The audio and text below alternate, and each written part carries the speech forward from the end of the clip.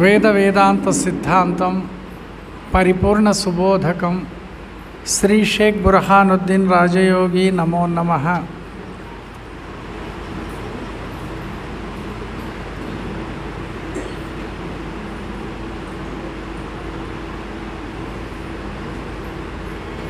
ఈరోజు సదానంద పసుపులేటి సీతమ్మ అమ్మగారి యొక్క ఆరాధన కార్యక్రమాన్ని జరుపుకుంటున్నాం. అందరికీ తెలిసిన విషయమే. ఎన్నో ఆరాధన ఇది?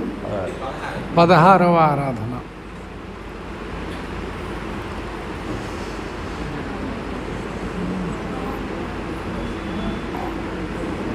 ఇక ప్రత్యేకంగా సీతమ్మ గారిని గురించి నేను చెప్పాల్సిందేమీ లేదు. అందరికీ తెలిసే ఉంటుంది వారి యొక్క జీవన విధానం, వారి యొక్క ఆధ్యాత్మికమైనటువంటి యొక్క ప్రహసనం. అమ్మ కొంచెం ఆగండి తల్లి, మాట్లాడండి.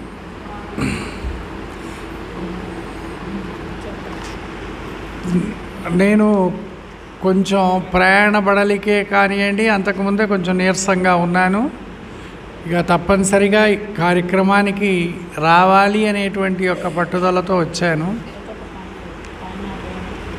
మీరందరు సహకరిస్తే కొంచెంసేపు వివరంగా మాట్లాడుకోగలుగుతాం.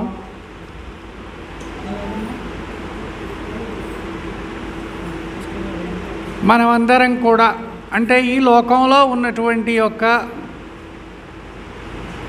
మానవులందరూ దుఃఖ నివృత్తి కోసం, సుఖప్రాప్తి కోసమే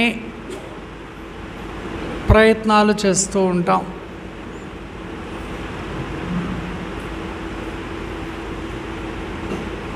ఆ ప్రయత్నంలో కొందరు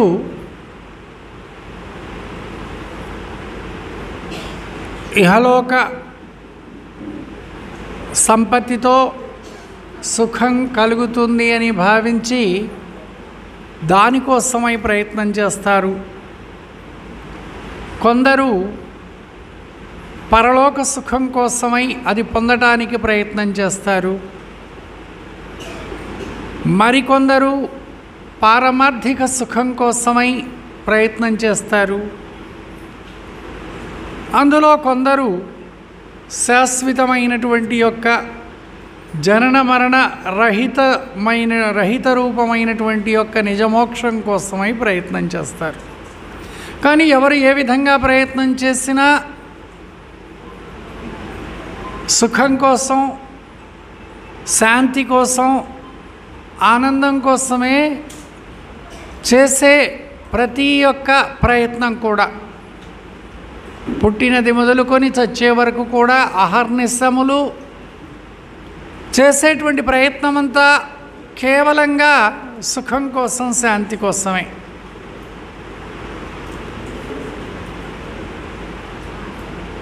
ఎవరెవరు ఎలాంటి సుఖాన్ని కోరుకుంటున్నారో అందులో ఎంతో కొంత సుఖాన్ని పొంది తృప్తి పొందుతూ ఉన్నారు.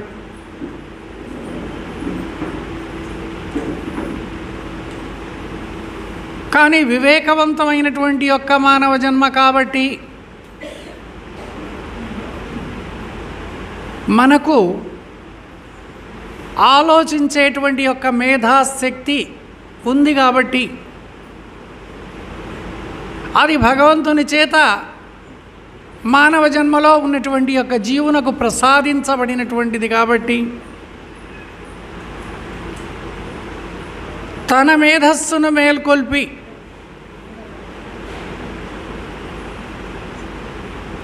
పశుపక్షి క్రిమి కీటకాదుల వలనే కాకుండా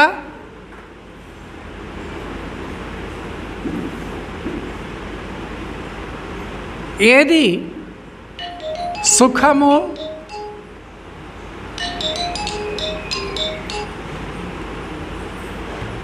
అందులో శాశ్వతమైనటువంటి యొక్క సుఖము దేనిలో ఉంది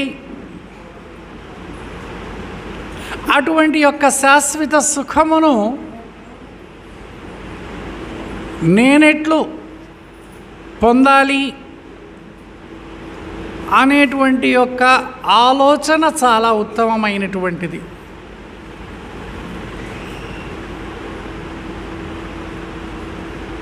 అటువంటి శాశ్వత సుఖం కోసం, శాశ్వతమైనటువంటి యొక్క శాంతి కోసమే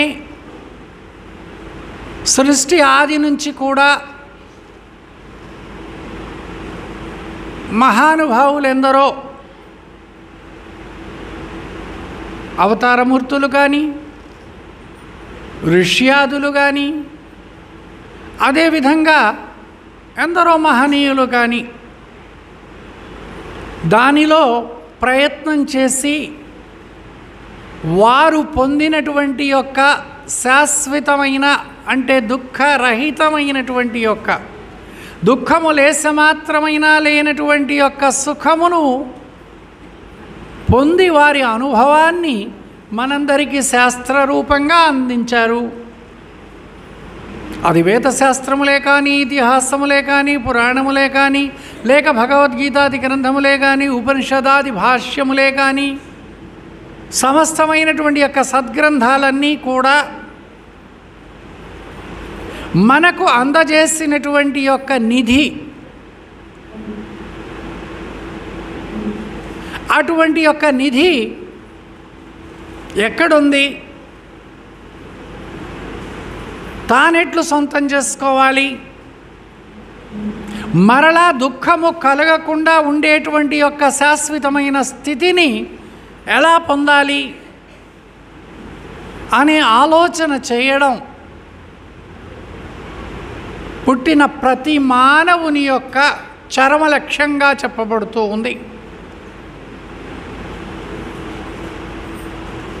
ఎలా అయితే ఈ శరీరాన్ని సుఖంగా సంతోషంగా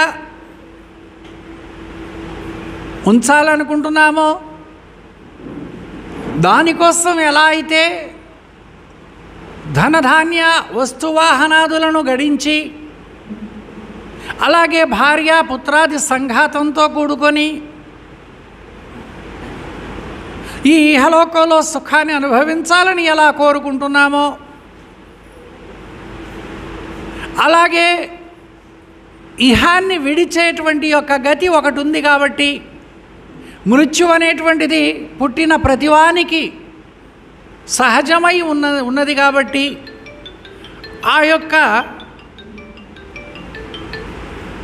మృత్యువాత పడకుండా, అంటే మృత్యువాత పడి మళ్ళా తిరిగి ఈ జీవుడు ఎక్కడికి చేరుకుంటున్నాడు, ఆ తరువాత ఆయన గతి ఏమవుతుంది, తాను ఏ ఐహిక సుఖమైతే ధనధాన్య వస్తువాహనముల ద్వారా భార్యాపుత్రాది సంఘాతం చేత అనుభవించాలనుకున్నాడో, అలాగే ఈ శరీరమును విడిచిన మరుక్షణంలోనే తాను ఇక్కడ చేసినటువంటి యొక్క ప్రయత్నమంతా కూడా తనది కాకుండా వ్యర్థమైపోతుంది. ఈ సమస్తమును విడిచి, ఈ శరీరమును కానీ ఈ శరీర సంఘాతాన్ని కానీ విడిచి జీవుడు వెళ్ళిపోతున్నాడు. అంటే ఇక్కడ ఎంత ఐహిక సుఖాన్ని సంపదను కలిగి ఉన్నా కూడా దాన్ని వెంట తీసుకుని వెళ్ళటం లేదనే సంగతి ప్రతీవానికి అది అవగతమే. కనుక ఆ పైన ఈ జీవుడు వెళ్ళి మరలా తిరిగి జన్మకొచ్చి ఈ జన్మలో వలనే మరలా పుట్టి మరలా ఆధ్యాత్మిక అతి భౌతిక అతి దైవిక తాపత్రయాగ్ని చేత దహించబడి మరలా మృత్యువాతను పొంది ఈ విధంగా సృష్టి చక్రములో చిక్కుకుని జీవుడు తప్పించుకోవడానికి ఎంత మాత్రము అవకాశం లేక పరితపిస్తూ ఉన్నాడు. కాబట్టి అటువంటి యొక్క పరితాపము నుండి జీవుణ్ణి తప్పించడం కోసం, తన్ను తాను ఉద్ధరింపజేసుకోవడం కోసం, తిరిగి మళ్ళా దుఃఖంలో పడకుండా ఉండేటువంటి యొక్క స్థితిని పొందడం కోసం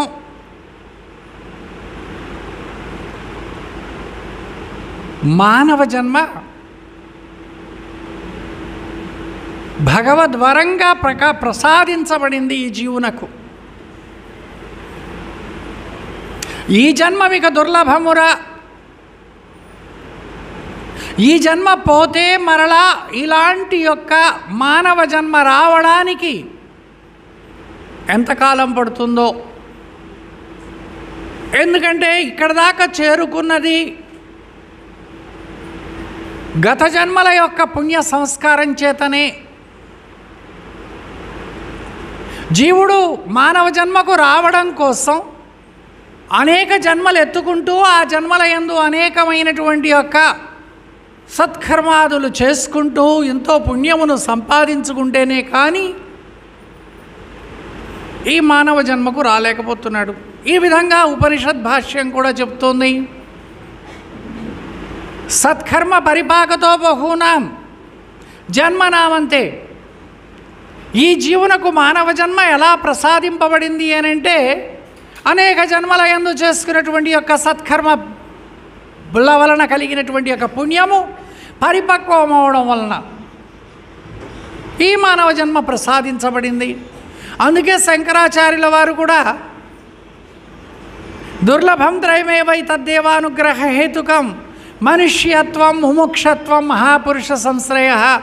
ఈ మూడు భగవంతుడు ఈ జీవునకు ప్రసాదించినటువంటి యొక్క వరములు. ఒకటి మానవ జన్మకు రావడం, రెండవది ఈ జన్మలో తన్ను తాను ఉద్ధరింపజేసుకోవడం కోసమై అవసరమైనటువంటి యొక్క జ్ఞాన సంకల్పం, మోక్ష సంకల్పం కలగడం, దాన్ని నెరవేర్చుకోవడం కోసమై మహనీయుల యొక్క ఆశ్రయంలో చేరడం, లభించడం. ఈ మూడు భగవంతుడు ఇచ్చినటువంటి యొక్క వరములుగా అక్కడ అభివర్ణించారు శంకరాచార్యుల వారు. అక్కడ శ్రీరామచంద్రుడు ఆంజనేయునకు సత్కర్మ పరిపాకతో బహూనాం జన్మనామంతే నృణామోక్షేచ్చ జాయతే తథా సద్గురుమాశ్రిత్య చిరకాల సేవయా బంధాత్ మోక్షం కశ్చిత్ ప్రయచ్చతి. వేద శిఖలైనటువంటి యొక్క ఉపనిషత్తుల్లో ఒకటైనటువంటి యొక్క పైంగలోపనిషత్తు ఈ భావాన్ని తెలియచేస్తుంది. అలాంటి యొక్క అనేక జన్మల యొక్క పుణ్య ఫలం చేత కలిగినటువంటి మానవ జన్మను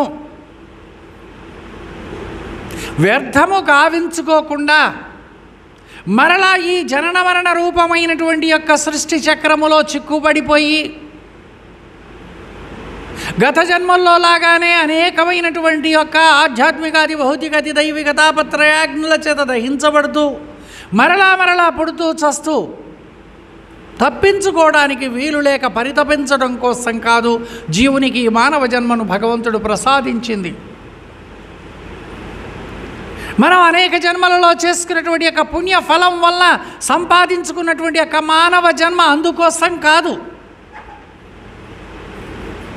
అన్నిటికంటే ఉత్తమమైనటువంటి యొక్క మార్గం మీద ఎంచుకొని శాశ్వతమైనటువంటి యొక్క సుఖము పొందడం కోసమై తాను చేసేటువంటి యొక్క ప్రయత్నం కోసమే, అది సాధించడం కోసమే జీవునకు మానవ జన్మ ప్రసాదించబడింది.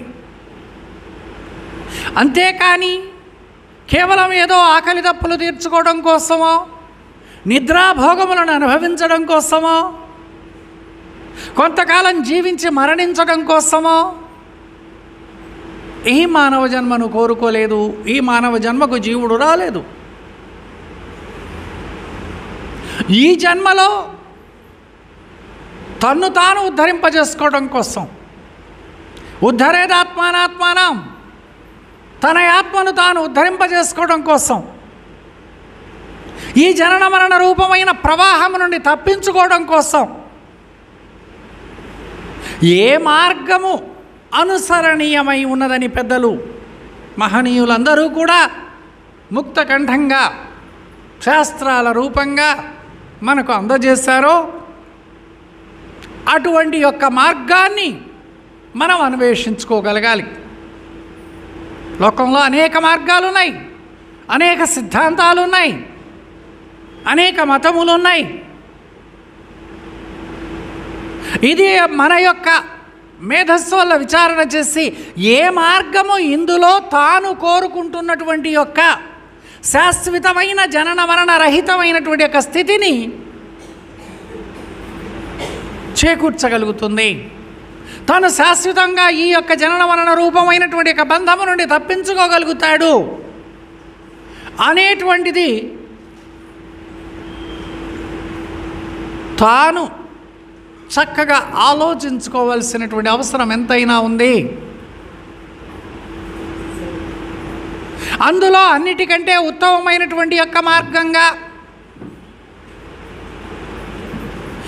వేదాంత పరిపూర్ణ సుబోధకం జనన మరణ రహితం కోసమై ఏది కారణమై ఉందో, దేని వలన ఈ జనన మరణములు కలుగుతున్నాయో దానిని తెలియజేసేటువంటి యొక్క ఉత్తమమైన మార్గంగానే, ఉత్తమమైనటువంటి యొక్క సిద్ధాంతంగానే మనకు అచల ఋషులు అందించారు. దానికి బృహద్వాసిష్ట సిద్ధాంతం అని కూడా నామకరణం చేశారు.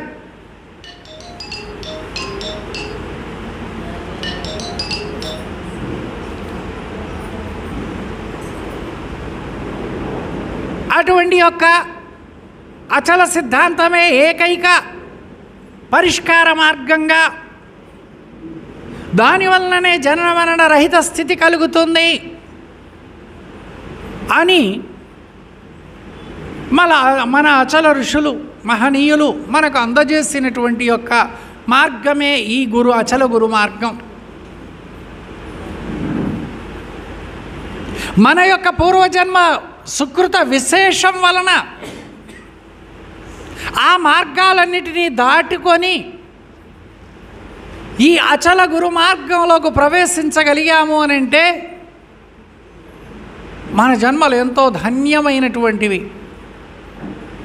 సామాన్యంగా ఎంతటి వారు కూడా ఈ స్థాయికి, ఈ విచారణకు చేరుకోలేరు. కొందరు మతముల మార్గముల యందే పరిమితమైపోతున్నారు. అవే శాశ్వత సుఖమును కలిగించే మార్గములని, మరికొందరు ద్వైత విశిష్టాద్వైత అద్వైత మార్గములే గొప్పవని చెప్పి వాటినే పరిమితం చేసుకొని, పరిధిని ఏర్పాటు చేసుకొని దానితోనే జీవితకాలాన్ని సంపూర్ణం చేసుకుంటున్నారు. అందులో ఏ ఒకానొకరో, నూటికి కోటికి ఏ ఒకానొకడో అన్నట్లుగా అటువంటి యొక్క మహానుభావుడే ఇవన్నీ కూడా భ్రాంతికి మూలమైనటువంటివి, ఇవన్నీ కూడా తిరిగి జన్మకు కారణమైనటువంటిది, జన్మయే దుఃఖమునకు కారణమైనటువంటిది. ఎంతవరకైతే జీవునికి జన్మలు ఉంటున్నాయో అంతవరకు కూడా ఈ దేహేంద్రియముల ద్వారా ఆ తాపత్రయాగ్ని చేత దహించబడుతూ ఉండవలసిందే. జన్మ జన్మలకు కూడా జన్మ దుఃఖం, జరా దుఃఖం, జాయా దుఃఖం అనుభవించవలసిందే. కనుక అసలు జన్మకు మూలమైనటువంటి యొక్క ఏ భ్రాంతి అయితే ఉందో, ఏ ఎరుకైతే ఉందో, ఆ ఎరుకను రహితపరిచేటువంటి యొక్క, ఆ భ్రాంతిని తొలగించేటువంటి యొక్క మార్గమే ఈ అచల ఋషుల యొక్క మార్గమని, ఆ మార్గమే నాకు శాశ్వతమైనటువంటి యొక్క దుఃఖరాహిత్య స్థితిని కలిగిస్తుంది అని చెప్పి ఏ ఒకానొక మహనీయుడో ఆ స్థాయికి చేరుకోగలుగుతున్నాడు. అటువంటి యొక్క అచల సద్గురు సన్నిధానానికి చేరుకోగలుగుతున్నాడు. అట్టి అచల ఋషుల వలన, అచల మహనీయుని గురుని వలన చక్కగా ఈ సమస్తమైనటువంటి యొక్క మార్గాలన్నిటినీ విచారించుకుంటూ, లోకంలో ఉన్నటువంటి యొక్క ఐహిక, ఆముష్మిక, పారమార్థిక మార్గాల్ని కూడా విచారించి వాటి యొక్క స్వరూప స్వభావాల్ని గుర్తించి ఆ పైన ఉన్నటువంటి యొక్క భ్రాంతి రహితమైన అచల మార్గం కోసమై గురువు సాధకుణ్ణి ఆ స్థితికి తీసుకొని రాగలుగుతున్నాడు. ముద్దులనైనను దొల్తురు, బద్ధుల బద్ధత్వం అడవి పాల్చేతురు, మీ వద్దకు వచ్చిన గని పరిశుద్ధపు బోధోక్తమైన సూక్తులు గుప్పి అందుకు తగిన యుక్తులు చెప్పి అని భాగవత కృష్ణ ప్రభువుల వారు చెప్పినట్లుగా అతని యొక్క సాధకుడు తన యొక్క పూర్వ పుణ్య విశేషం వలన గురువు పాదముల చెంతకు చేరినప్పుడు ఆ సాధకుని స్థితి ఎలా ఉంది? ఇది ఐహికం, ఇది పారమార్థికం, లేక ఇది అచల మార్గం అనేటువంటి యొక్క కించిత్ జ్ఞానం కూడా, కించిత్ ఆలోచన కూడా లేనిటువంటి యొక్క స్థితిలో తన పూర్వ పుణ్యం వల్ల గురువు దగ్గరికి చేరుకోగలిగాడు. అంటే ఏ స్థితిలో ఉన్నాడు? ప్రాణం లేనటువంటి యొక్క మొద్దు కదలిక లేకుండా ఎలా ఉందో, దానికి ఏ ఇంగిత జ్ఞానం కూడా లేకుండా ఉందో ఆ స్థితిలో ఉన్నాడు సాధకుడు. ఆ స్థితిలో తనకి ఏదైతే కంటికి కనపడుతుందో, తాను ఏదైతే కలిగి ఉన్నాడో దానినే శాశ్వతంగా ఈ ప్రపంచాన్ని, లేక ఈ దేహాన్ని, లేక ఈ దేహం యొక్క సంఘాతాన్ని, ఇది మాత్రమే సత్యము శాశ్వతము అనేటువంటి యొక్క భావనలో ఉన్నటువంటి యొక్క సాధకునకు ముందుగా ఆ సాధకునికి కావలసినటువంటి యొక్క సమిష్టి జ్ఞానం, నాయన ఇది అజ్ఞానం, ఇది జ్ఞానం,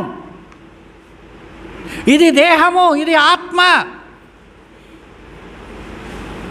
ఇది నీవు కాదు అనేటువంటి యొక్క జ్ఞానాన్ని ముందుగా అందజేస్తున్నాడు సద్గురుడు.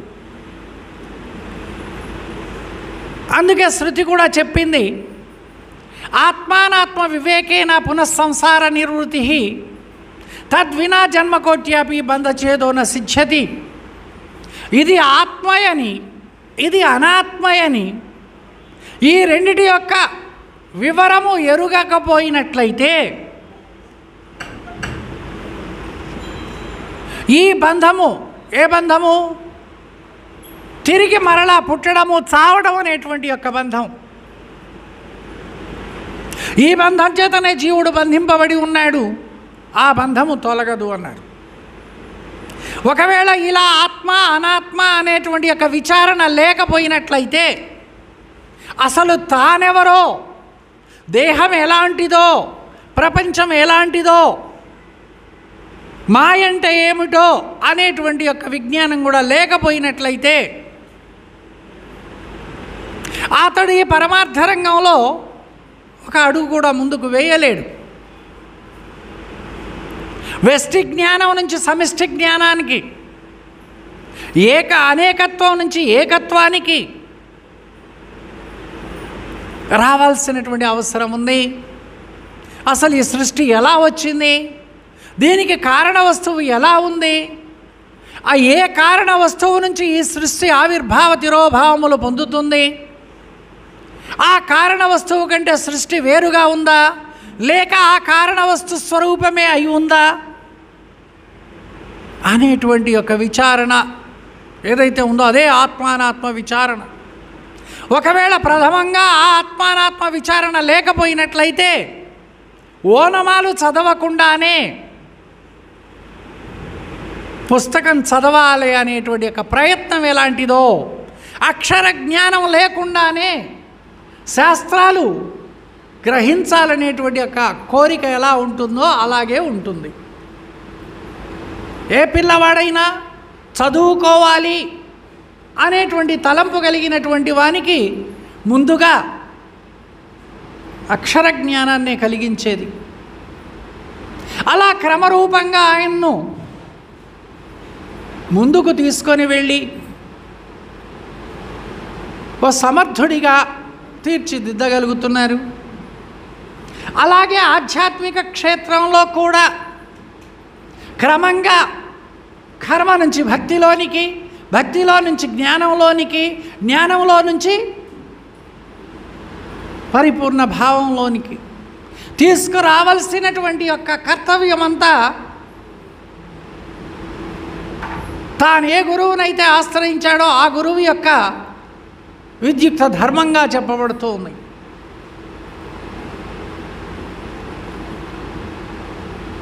కేవలం ఏ విచారణ లేకుండా, ఏ జ్ఞానం లేకుండా అతడు ఈ భ్రాంతిని విడిచిపెట్టడం, భ్రాంతి రహితుడవ్వడం, జన్మరహితుడవ్వడం కష్టసాధ్యమైనటువంటిది. గురువు యొక్క మార్గం మంత్రం కాదు, యంత్రం కాదు, తంత్రం కాదు. ఇది మంత్రతంత్రాలతో కూడుకున్నటువంటి ఒక మార్గం కాదు. ఇది అయిపోతుంది, నువ్వు ఇది అయిపోతావు అంటే అయ్యేటువంటిది కాదు. అసలు ముందు జన్మరహితుడు కావాలి అని అంటే అసలు జన్మకు కారణమైన వస్తువేదో దాని యొక్క పుట్టుపూర్వోత్తరాలు ఏమిటో, దాని యొక్క ఉనికి లేమి ఎలా ఉంది అనేటువంటి ఒక విషయాన్ని తెలుసుకోవాలి. అది తెలుసుకునేటువంటి యొక్క సాధనలో సాంఖ్యతారక మనస్కములు, సాంఖ్య విచారణ వలన దేహం యొక్క లక్షణాన్ని తెలుసుకోగలుగుతున్నాడు. సాంఖ్యం దేహ విచారణంచ, ఈ దేహం ఎలాంటిదో, ఇది ఎలా ఏర్పడిందో, దేహం అనేటువంటిది ఒకటేనా లేక అనేకత్వంతో కూడుకొని దేహముగా పిలువబడుతుందా, అలా అయినట్లయితే ఆ అనేకం ఏమిటి, వాటి యొక్క స్థాన స్వరూప స్వభావాలేమిటి అనేటువంటిదంతా కూడా సాంఖ్య విచారణలో పిండాండ రూపంగా బ్రహ్మాండ రూపంగా పంచీకరణని విచారించి ముందుగా తెలుసుకుంటున్నాం. ఆ పైన ఈ దేహమునకు కారణ వస్తువు అయినటువంటిది ఏదైతే ఉందో ఆ కారణ వస్తువు ఏమిటి, అది ఎలా ఉంది, ఏ విధంగా అది వ్యాపించబడి ఉంది, తన దేహంలో ఎలా ఉంది, దానికే తారకము అని పేరు పెట్టారు. అంటే రకము తన యొక్క స్వరూపం. ఏదో తారకం అంటే మంత్రం కాదు, ఇంకొకటి కాదు, తన స్వరూపం ఏదో దానిని తెలుసుకోవడం తారకం. తాను దేహమేనా లేక ఈ దేహంలో ఖండరూపంగా ఉన్నటువంటి ఒక జీవ చైతన్యమేనా లేక అఖండ రూపంగా ఉన్నటువంటి యొక్క ఆ బ్రహ్మ చైతన్యమా, ఇవి వేరువేరుగా ఉన్నాయా లేక ఒకటిగానే ఉన్నాయా అనేటువంటిది విచారణ రూపంగా చేసేటువంటిది తారక విచారణ.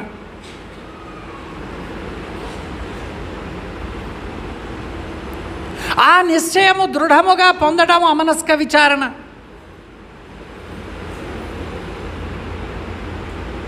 అమనస్కం అంటే మనస్సు లేకపోవడం కాదు, మనస్సు ఉంది. ఇంతకుముందు ఏ భావనతోనైతే ఉందో, ఏ రూపంగానైతే ఉందో, ఏ వెష్టి భావంలో ఉందో ఆ వెష్టి భావాన్ని దాని నుంచి విడిపించి సమిష్టి రూపమైనటువంటి యొక్క తత్వంలోకి తీసుకురావడం అమనస్కం. అందుకే అన్నారు యన్మనస్త్రిజగ సృష్టి స్థితి వ్యసన కర్మకృత్ తన్మనో విలయం యాతి తద్ విష్ణు పరమం పదం. శృతి ఇక్కడ ఏం చెప్తుంది అని అంటే, ఏ యొక్క మనస్సు యన్మనస్ త్రిజగ సృష్టి స్థితి వ్యసన కర్మకృత్, మూడు లోకముల యొక్క సృష్టి స్థితి నాశాదులను చేయుచున్నదో, ఏ యొక్క మనస్సు మూడు లోకముల యొక్క సృష్టి స్థితి నాశాదులను చేయుచున్నదో ఆ మనస్సు లయం ఉండడం అమనస్కం అన్నాడు. ఇక్కడ శబ్దస్పర్శ రూపరసగంధాది విషయములను గ్రహించే మనస్సు కాదు, సంకల్ప వికల్పములతో కూడుకున్న మనస్సు కాదు, వెష్టి రూపమును పొందేటువంటి వెష్టి భావంతో కూడుకున్న మనస్సు కాదు. అక్కడ చెప్పింది సమిష్టి రూపమైనటువంటి యొక్క మనస్సు.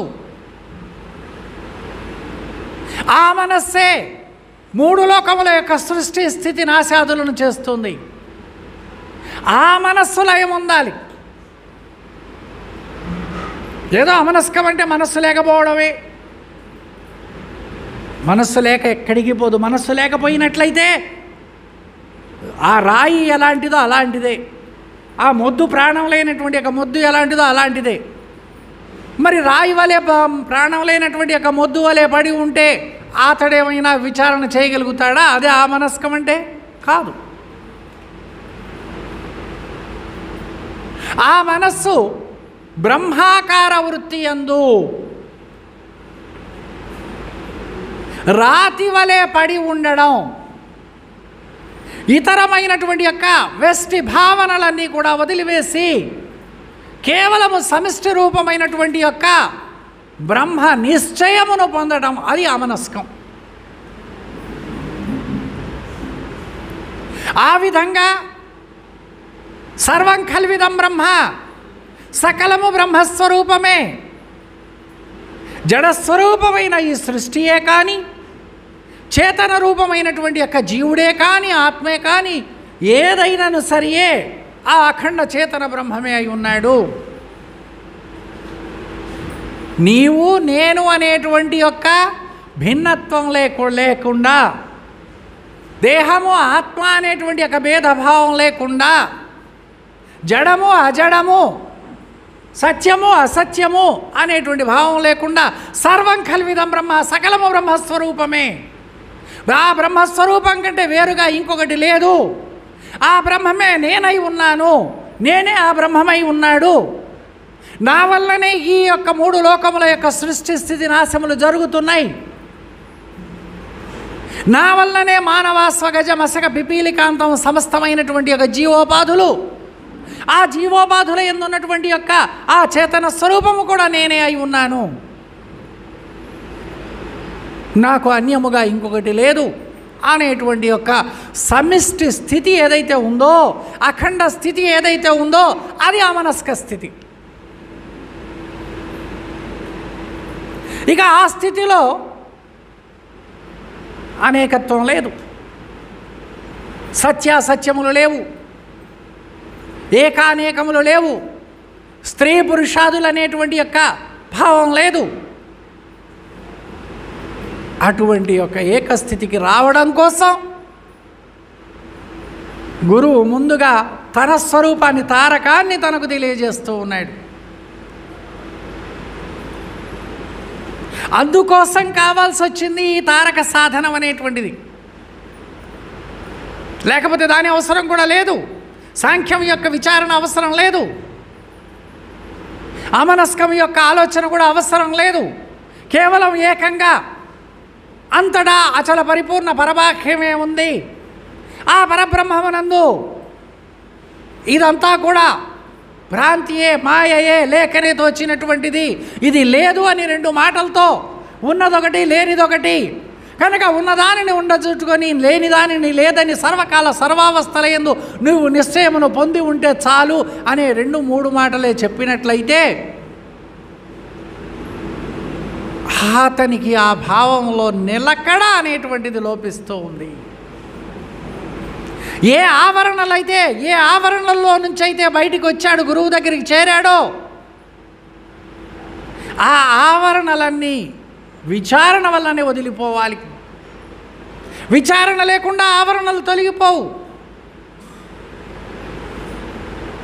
పిచ్చాసుపత్రికి వెళ్ళి వచ్చాడట ఒకడు, అక్కడ వైద్యం అయింది, ఇక పర్వాలేదు నువ్వు ఇంటికి వెళ్ళిపోవచ్చు, మీ పిల్లవాడికి పిచ్చి తగ్గిపోయిందని చెప్పి పంపించేశారు. వచ్చాడు, మరి వస్తుంటే అందరూ పలకరిస్తూ ఉన్నారు, ఏ నాయనా నీ పిచ్చి కుదిరిందా?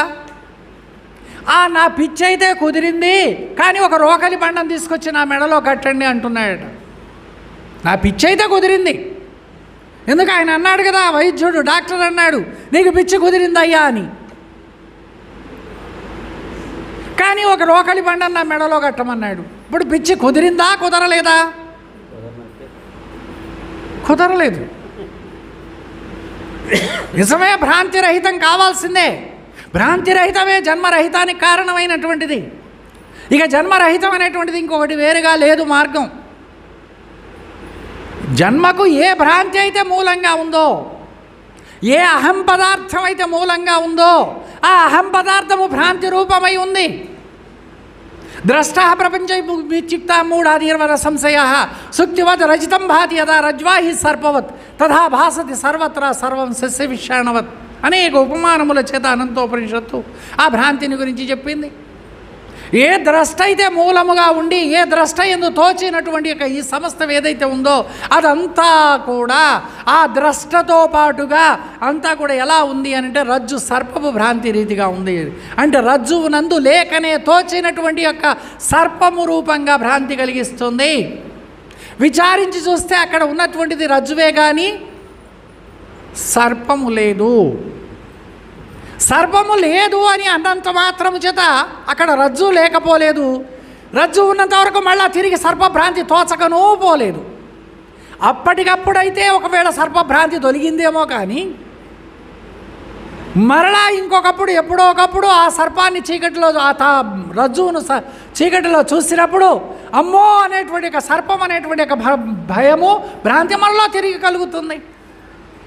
కనుక రజ్జువునందున్న సర్పభ్రాంతిని కాదు తీసివేయాల్సింది. అసలు ఈ సర్పభ్రాంతికి మూలమైంది రజ్జు.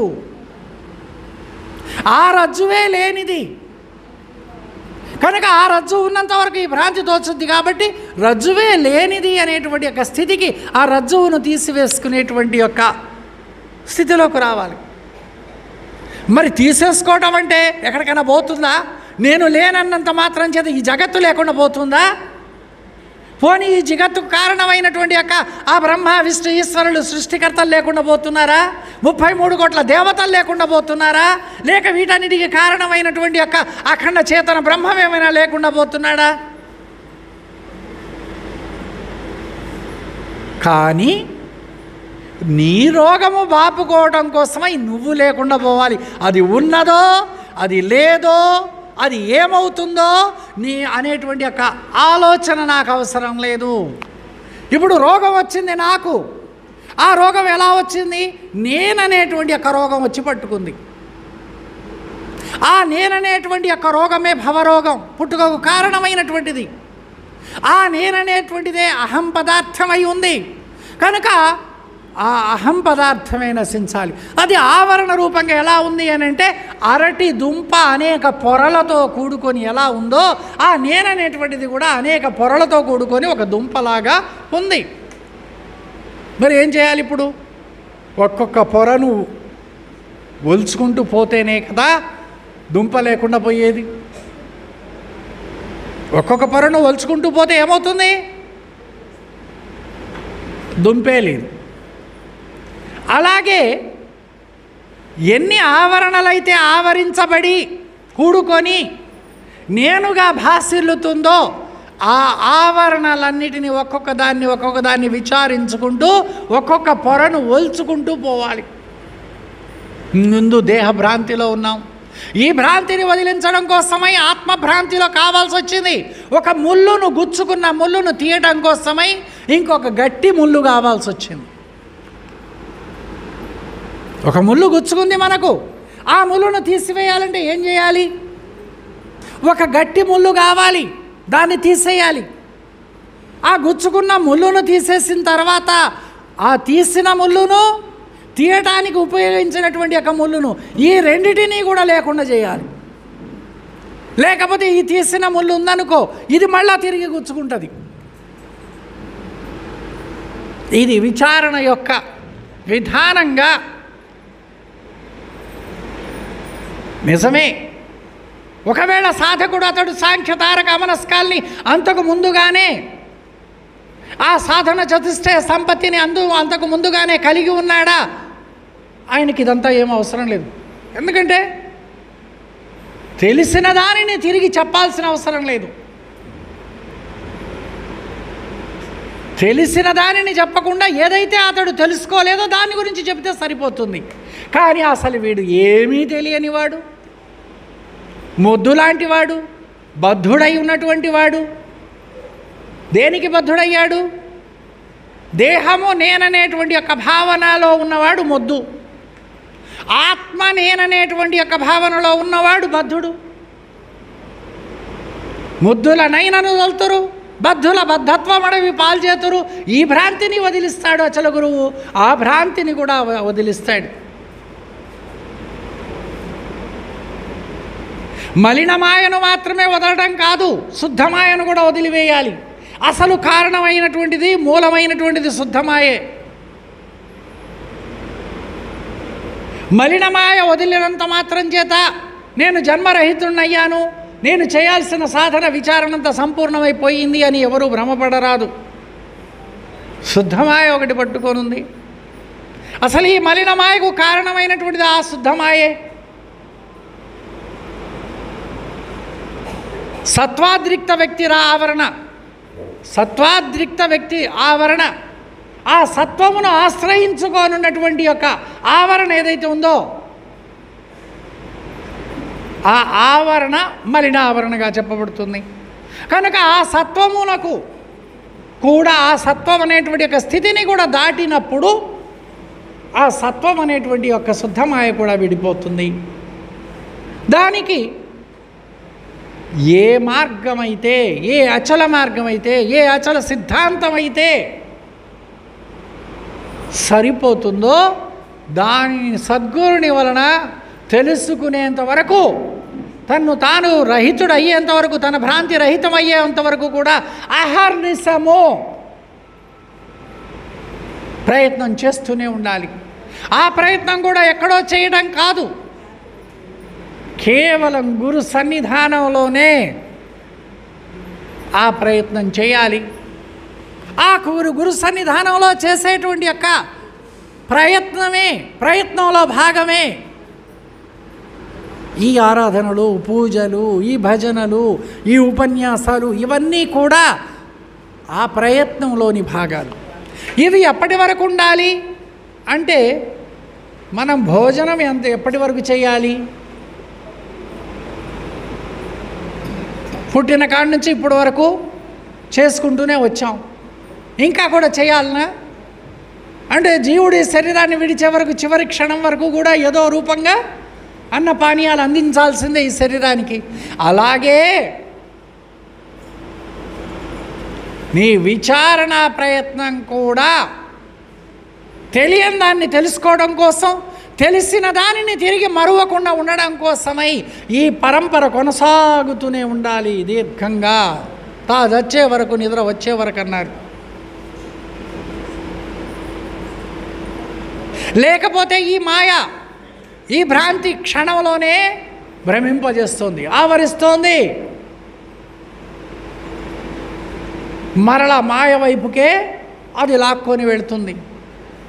కనుక బహుజాగ్రత్తగా ఉండాలి. ఉత్తిష్ట జాగ్రత్త, జాగ్రత్తలో జాగ్రత్త. 16 కళల్లో ఒకటైనటువంటి యొక్క జాగ్రత్తలో జాగ్రత్త అనేటువంటి యొక్క అవస్థలో ఉండి విచారణ చేయాలి. జాగ్రత్తలో జాగ్రత్త, జాగ్రత్తలో స్వప్నము, జాగ్రత్తలో సుషుప్తి, జాగ్రత్తలో తురీయము. స్వప్నంలో జాగ్రత్త, స్వప్నములో స్వప్నము, స్వప్నంలో సుషుప్తి, స్వప్నంలో తురీయము. సుషుప్తిలో జాగ్రత్త, సుషుప్తిలో స్వప్నము, సుషుప్తిలో సుషుప్తి, సుషుప్తిలో తురీయము.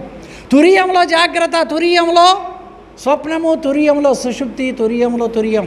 ఈ 16 కళల్లో జాగ్రత్తలో జాగ్రత్త అనేటువంటి ఒక కళలో ఉండి నీవు విచారణ చేయాలి.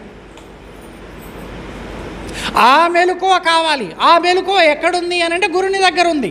కనుకనే గురుని వలన మేలుకోవాలి అన్నారు.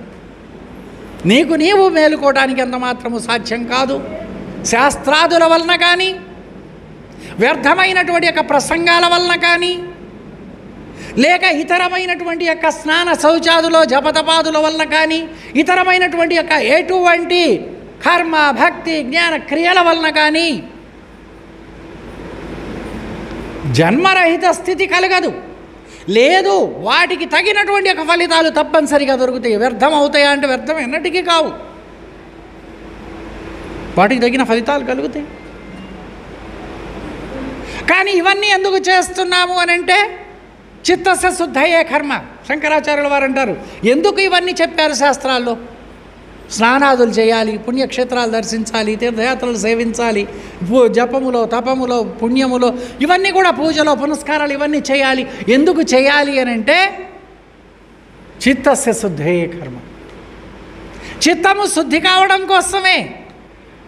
రజోగుణ తమోగుణాదుల చేత మలినమై ఉన్నటువంటి యొక్క ఏ చిత్తం అయితే ఉందో అది సత్వగుణ ప్రధానం చేసి ఆ సత్వగుణంలో నుంచి పుట్టేటువంటిదే జ్ఞానం. కాబట్టి ఆ జ్ఞానమును పొందితేనే కానీ చీకటేదో వెలుతురేదో నీకు తెలియబడదు. కాబట్టి ముందు సత్వగుణాన్ని ప్రధానంగా చేయటం కోసమై, సత్వగుణం కలిగి ఉండడం కోసమై, రజోగుణ తమోగుణాలు మాలిన్యాన్ని తొలగించుకోవడం కోసమై ఇవన్నీ కూడా సాధనలన్నీ చెప్పబడ్డాయి. ఆ ఇనుప గొలుసుల్ని తప్పించుకొని, వాటిని తెగగోసుకొని, తిరిగి సత్వగుణం అనేటువంటి యొక్క బంగారపు గొలుసును కూడా తెగగొట్టుకుంటేనే బంధరహితుడవుతాడు. అటువంటి యొక్క గొప్ప మార్గము ఈ బృహద్వాసిష్ట సిద్ధాంతంగా పేర్కొనబడేటువంటి అచల మార్గం, అచల సిద్ధాంతం. ఏదైనానండి, ఏదన్నట్టు ఏముంది?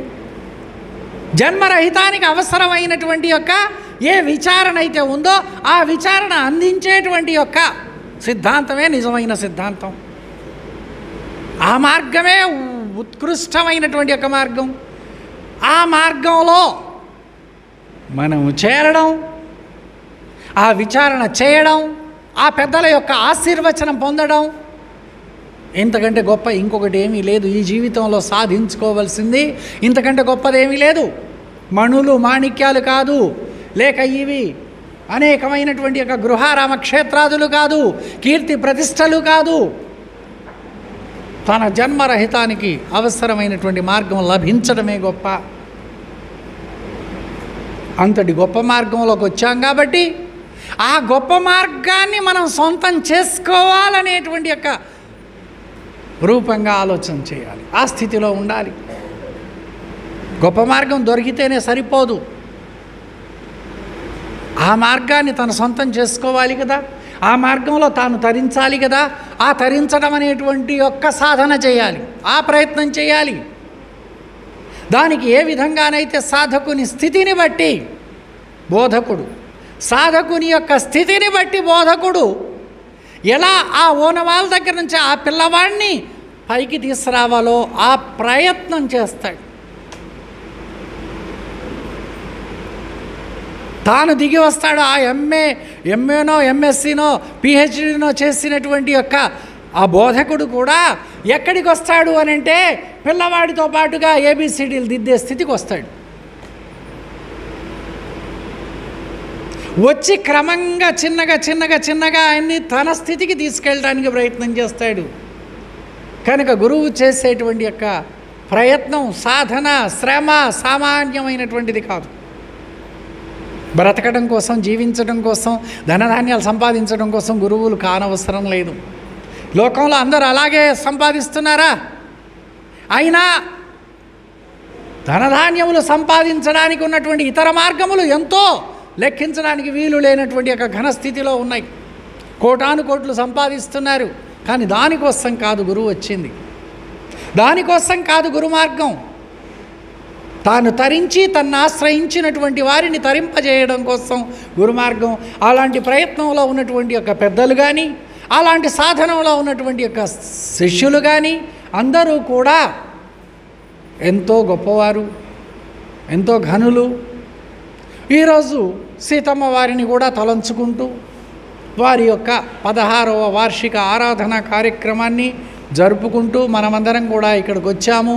ఈ అవకాశం కల్పించినటువంటి యొక్క ఈ పెద్దలకు, మరి కృష్ణమూర్తికి, మీ అందరికీ కూడా ధన్యవాదాలు తెలియజేస్తున్నాను. జై అచల సద్గురు ప్రభు మహారాజుకు. అందరికీ జై గురు. మరిన్ని ఆధ్యాత్మిక రహస్యాల కోసం అచల బోధ, ఆత్మబోధ, భగవద్గీత, అలాగే పండుగల్లో దాగిన అర్థాలు, అంతరార్థాల కోసం మరియు యోగము, ధ్యానము మొదలైన అనేక ఆధ్యాత్మిక తెలుగు ప్రవచనాల కోసం క్రింద ఉన్నటువంటి రెడ్ కలర్ సబ్స్క్రైబ్ బటన్ను క్లిక్ చేయండి. అలాగే ప్రక్కనే ఉన్నటువంటి గంట సింబల్ను నొక్కండి. అలాగే ఈ వీడియో మీకు నచ్చినట్లయితే లైక్ చేయండి మరియు షేర్ చేయండి.